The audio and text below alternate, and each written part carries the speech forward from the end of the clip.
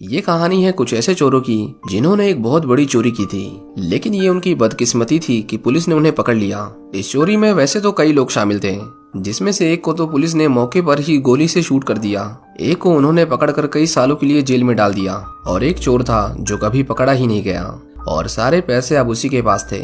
लेकिन कहानी में ट्विस्ट तब आता है जब उस दूसरे पार्टनर का भाई, जिसे पुलिस ने चोरी करते वक्त मार दिया था, वो उसके बाकी के पार्टनर्स को मारने लगता है, क्योंकि उसका मानना था कि उन्हीं की लापरवाही की वजह से उसके भाई की मौत हुई थी। सभी उस आदमी से डरा करते थे और इसकी वजह ये थी कि वो किसी को भी कहीं भी बेवजह मार दिया करता था। सोचिए, अगर वो बेवजह किसी को भी मार सकता है तो वो उन लोगों का क्या करेगा जिसकी वजह से उसके भाई की मौत हुई है। जानने के लिए देखते रहिए आज की हमारी मूवी, जिसका नाम है लकी डे। इस मूवी की शुरुआत में हम रेड को देखते हैं। ये उन्हीं चोरों में से एक था जो 2 साल पहले चोरी करते हुए पुलिस के हाथों पकड़ा गया था। रेड को वैसे तो कई सालों की सजा हुई थी, लेकिन उसके अच्छे बर्ताव के चलते कोर्ट ने उसकी सजा कम करके 2 साल कर दी थी। आज वो दिन था जब रेड बाइज्जत रिहा होने वाला था। रेड जब जेल के बाहर आता है तो देखता है कि उसकी वाइफ उसका इंतजार कर रही थी। उसकी वाइफ का नाम क्लोई था और वो फ्रांस की रहने वाली थी। रेड अपनी बेटी से पूरे 2 साल बाद मिल रहा था। उसकी बेटी का नाम बी था और उसे पता नहीं था कि उसके फादर पहले एक चोर हुआ करते थे। हम देखते हैं कि बी को इंग्लिश भाषा बोलनी नहीं आती, क्योंकि उसकी माँ फ्रांस से थी, इसीलिए उसने सिर्फ उसे फ्रेंच बोलना ही सिखाया था। रेड अपनी बेटी की कही किसी भी बात को समझ नहीं पाता, पर वो खुश था कि अब वो उनके साथ है। क्लोई उसे कहती है कि अब वो एक आम जिंदगी जिए, उसे अपने पुराने काम को छोड़ना पड़ेगा, क्योंकि अब उसके पास खोने के लिए बहुत कुछ है। वो सभी बहुत खुश थे, लेकिन शायद ज्यादा देर तक नहीं, क्योंकि हम देखते हैं कि ल्यूक नाम का एक साइको किलर अमेरिका पहुंच गया था। ये रेड के पार्टनर का भाई था जो उसे मारने आ रहा था। ल्यूक जैसे ही यूएस के एयरपोर्ट पर उतरता है, वो सबसे पहले कार को चोरी करने जाता है ताकि उसे कहीं जाने में आसानी हो। लेकिन जब वो कार का गेट तोड़ रहा था, तभी वहाँ पर एक आदमी आता है जो उस कार का मालिक था।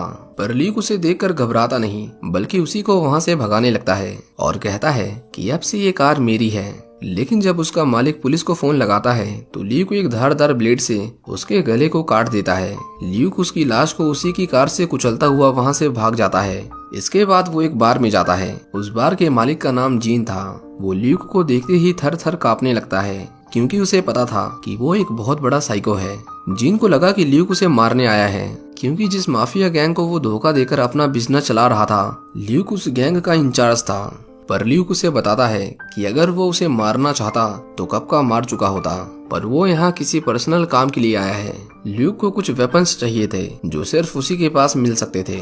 बार तो एक बहाना था, असल में जीन का इलीगल गन्स का बिजनेस था। वो उसे टेरेस पर लेकर जाता है और उसे बहुत सारी गन्स दिखाता है। ल्यूक एक गन को टेस्ट करने के लिए उस छत पर खड़ा होकर एक राह चलते आदमी को शूट कर देता है, पर उसे वो गन कुछ खास पसंद नहीं आती। आखिर में वो एक गन को चुन लेता है और जीन से कहता है कि उसे उसकी गर्लफ्रेंड पसंद आ गई है और उसे वो चाहिए। जीन को अपनी गर्लफ्रेंड से ज्यादा उसकी जान प्यारी थी, इसलिए उसे उसकी बात माननी पड़ती है। इसके बाद हम देखते हैं कि ल्यूक उसकी गर्लफ्रेंड के साथ इंटीमेट हो रहा था और जीन बाहर खड़ा होकर बस सब कुछ चुपचाप देख रहा था। उसके दोस्त उसे कहते हैं कि वो कुछ कर क्यों नहीं रहा, जिस पर जीन उन्हें बताता है कि ये आदमी बहुत खतरनाक है और उससे भी ज्यादा एक नंबर का सनकी है। वो जिसके पीछे भी एक बार पड़ जाता है उसे खत्म करके ही मानता है। उसके दोस्त कहते हैं कि अगर उसे डर लग रहा है तो क्यों ना हम ही उसे मार दें, पर जीन उसे समझाता है कि बेहतर यही है कि वो दोनों चुपचाप बैठे रहें जैसे वो बैठा है। कुछ देर बाद ल्यूक बाहर आता है और उन्हें पता चलता है कि उसने जीन की गर्लफ्रेंड को इंटीमेट होने के बाद मार दिया था, क्योंकि वो नहीं चाहता था कि वो उससे बातें करे। ये जानकर जीन को तो नहीं, लेकिन उसके दोस्तों को बहुत गुस्सा आता है, पर इससे पहले वो कुछ कर पाते, ल्यूक उन्हें गोलियों से भून देता है। दूसरी तरफ हम देखते हैं कि रेड एक पेंटिंग को बड़े गौर से देख रहा था जो क्लोई ने अपने हाथों से बनाई थी। क्लोई ने उस पेंटिंग में जेल की दीवारें बनाई थी ताकि वो देखने वाले को एहसास दिला सके कि जेल में होना कैसा होता है। लेकिन रेड उसे देखकर अंदर ही अंदर हंसे जा रहा था। आज उन पेंटिंग्स का एग्जीबिशन था और क्लोई को किसी भी हालत में उन सभी को अच्छे दाम पर बेचना था, क्योंकि रेड के जाने के बाद उसके ऊपर बहुत लोन आ चुका था जिसे अकेले भर पाना उसके लिए पॉसिबल नहीं था। रेड उसे दिलासा देता है कि अब वो आ गया है तो सब कुछ ठीक हो जाएगा। इसके बाद क्लोई अपने ऑफिस आती है। वो पिछले कई सालों से वहीं काम कर रही थी। लेकिन उसे पता नहीं था कि उसका बॉस उसे अंदर ही अंदर पसंद करता है। वो क्लोई से आज अपने दिल की बात बताना चाहता था, लेकिन जैसे ही वो उसे ये बताता है, क्लोई उसे समझाने लगती है कि वो शादीशुदा है और वो अपने पति से बहुत प्यार करती है। डेरेक उसे कहता है कि वो उससे बेहतर आदमी है और वो उसे कभी छोड़कर नहीं जाएगा। और जब वो उसे बहुत ज्यादा ही फोर्स करता है तो क्लोई डेरेक को बताती है कि उसका हस्बैंड एक क्रिमिनल है और अगर उसे इसके बारे में पता चला तो वो उसके सारे अरमान ठंडे कर देगा। ये सुनकर डेरेक थोड़ा घबरा जाता है। क्लोई उसे कहती है कि वो बाहर जा रही है और अंदर जो कुछ भी हुआ उसके बारे में बाहर कोई बात नहीं होगी। पर डेरेक उसे कहता है कि अगर वो उसे छोड़कर गई तो उसके लिए ये ठीक नहीं होगा, क्योंकि क्लोई ने एक कॉन्ट्रैक्ट साइन किया था जिसमें ये साफ साफ लिखा था कि उसकी कंपनी क्लोई की पूरी मदद करेगी इस एग्जीबिशन को अरेंज करने में। लेकिन अगर वो सभी पेंटिंग्स को नहीं बेच पाई तो उसे उनका एक एक पैसा चुकाना पड़ेगा। डेरेक उसे ऑफर देता है कि अगर वो उसके साथ रहेगी तो उसे इन सब प्रॉब्लम से नहीं गुजरना पड़ेगा। पर क्लोई उसके मुंह पर दरवाजा बंद करके वहाँ से चली जाती है। इसके बाद हम रेड को देखते हैं। क्योंकि वो इतने सालों के बाद जेल से निकला था, इसलिए वो अपनी जिंदगी के पूरे मजे लेना चाहता था। वो तेज आवाज में गाने बजा रहा था और सड़कों पर हॉर्न बजा रहा था। वो लेरोय नाम के एक आदमी के पास जाता है और हमें यहाँ पता चलता है कि वो चोरी में उसका पार्टनर था जो उन्होंने 2 साल पहले की थी। लेरोय उसे देखकर बहुत खुश था और दोनों एक दूसरे के गले लगते हैं। रेड उससे पूछता है कि वो इतने सालों में उससे मिलने क्यों नहीं आया, क्योंकि उसे इस बात की थोड़ी नाराजगी थी। पर वो दोनों एक दूसरे के अच्छे दोस्त थे, इसलिए वो उसे माफ कर देता है। इसके बाद हम एक पुलिस ऑफिसर को देखते हैं। इसका नाम अर्नेस्टो था।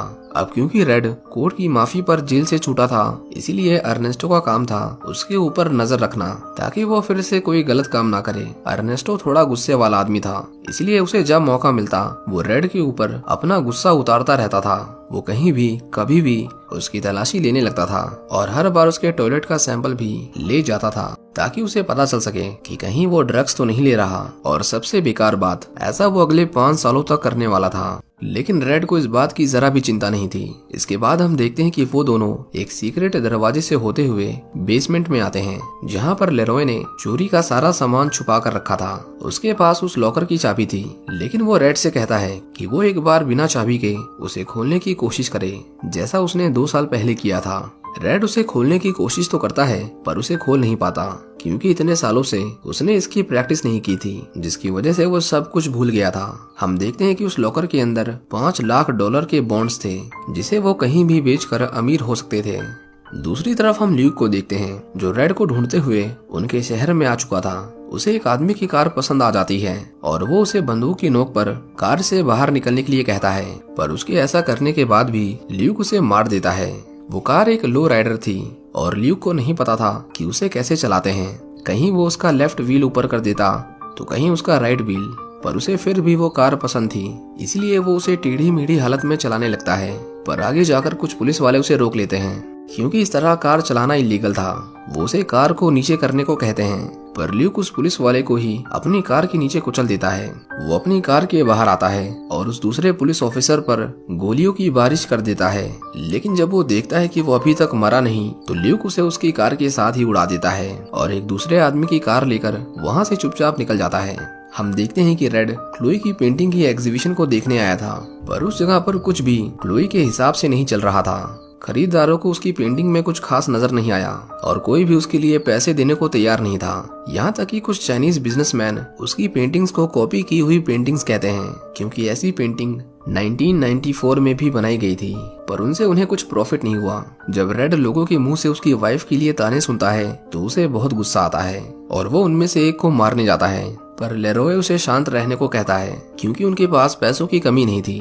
दूसरी तरफ हम देखते हैं कि ल्यूक रेड के घर तक पहुंच गया था, पर उस समय उस घर के अंदर उसकी बेटी और एक बेबी सिटर थी। ल्यूक उसके घर की डोरबेल बजाता है और जबरदस्ती उसके घर के अंदर घुस जाता है। वो बेबी सिटर से कहता है कि वो रेड का दोस्त है और वो उससे मिलने आया है, पर उसे उसके ऊपर शक होता है और वो उसे घर से बाहर जाने को कहती है। पर ल्यूक कहाँ किसी की सुनने वाला था, वो उसे भी मार देता है और उसके घर की तलाशी लेता है। जब तक उसे एहसास होता कि उस घर में उसकी बेटी भी है, तब तक बी वहाँ से भाग जाती है। ल्यूक को बहुत गुस्सा आता है, क्योंकि अब तक कोई भी उसके हाथों से नहीं बचा था और आज वो एक लड़की को नहीं मार पाया। उसे वहाँ पर उस एग्जीबिशन का इनविटेशन कार्ड मिलता है और वो उन्हें मारने के लिए निकल जाता है, हम देखते हैं कि क्लोई का यह आर्ट एग्जीबिशन एक बहुत बड़ा फेलियर था। डेरेक क्लोई के पास आता है और उसे एक बार फिर से अपना ऑफर देता है, पर इसी बीच हम देखते हैं कि वो बेबी सिटर अभी तक जिंदा थी और वो क्लोई को चेतावनी देने के लिए फोन करती है, पर डेरेक उसका फोन फेंक देता है। बी उस एग्जीबिशन में पहुंच गई थी, लेकिन इससे पहले वो ल्यूक के बारे में बता पाती, ल्यूक वहां पर सबके ऊपर अंधाधुंध गोलियां चलाने लगता है। हम देखते हैं कि जिन लोगों ने क्लोई की पेंटिंग की बुराई की थी, उन सभी के खून के छींटे क्लोई की पेंटिंग पर गिर रहे थे। रेड को बचाने के चक्कर में लेरॉय को भी गोली लग जाती है, लेकिन वो मरने से पहले उसे उस लॉकर की चाबी दे देता है, पर ल्यूक उसकी कार से लटक कर उसके पीछे पड़ा हुआ था। रेड उसे शूट करता है और ल्यूक उसकी कार से नीचे गिर जाता है। क्लोई उससे पूछती है कि आदमी कौन है, जिस पर रेड उसे बताता है कि वो उसके पार्टनर का भाई है और शायद उसे वो बॉन्ड्स चाहिए जो उन्होंने चुराए थे। यहाँ पर क्लोई को पता चलता है कि उसके पास बहुत सारे पैसे हैं। वो उसके ऊपर बहुत गुस्सा करती है, क्योंकि अगर वो पहले उसे बता देता तो उसे इतनी मेहनत नहीं करनी पड़ती।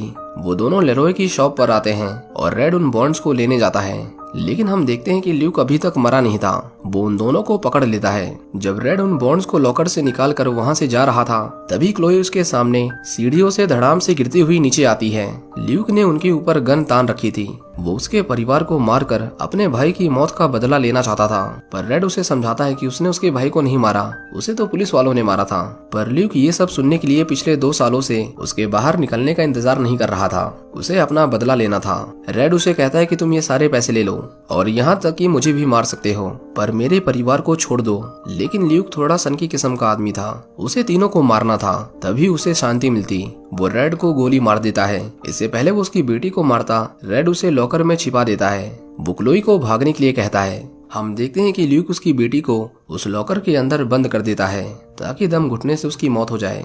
रेड उसके सामने अपना दम तोड़ता है और उसके बाद वो क्लोई का पीछा करने लगता है। उस शॉप के अंदर एक खुफिया रास्ता था, पर क्लोई को बाहर निकलने का दरवाजा ही नहीं मिलता। ल्यूक उसकी खुशबू को सूंघता हुआ उसे ढूंढ रहा था, पर क्लोई उसे एक फावड़े से मार मार कर घायल कर देती है।